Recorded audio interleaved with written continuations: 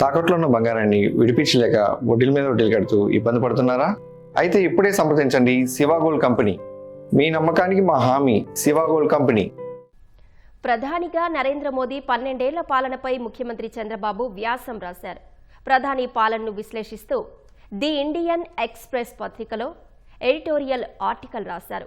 12 ఏళ్ల కాలంలో మోదీ తెచ్చిన మార్పులు, సంస్కరణలను వ్యాసంలో వివరించారు. మోదీ ప్రధానిగా 4399 రోజుల పాటు పనిచేసి చరిత్ర సృష్టించిన సందర్భంగా వ్యాసం రాసిన చంద్రబాబు నేషన్ ఫస్ట్ అనే నినాదంతో మోదీ పరిపాలన సాగించిన విధానాన్ని ఆవిష్కరించారు. భారతదేశ ఔన్నత్యాన్ని ప్రపంచానికి చాటి చెప్పడంలో మోదీ సఫలీకృతుడయ్యారని ప్రశంసించారు.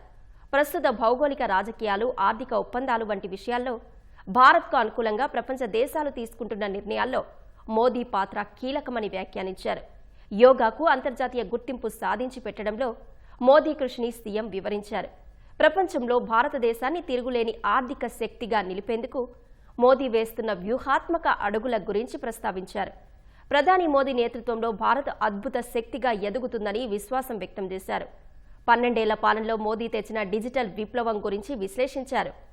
మోదీ నేతృత్వంలో దేశం వికసిత భారత్ 2047 లక్ష్యాలను చేరుకుంటుందని సీఎం చంద్రబాబు ధీమా వ్యక్తం చేశారు.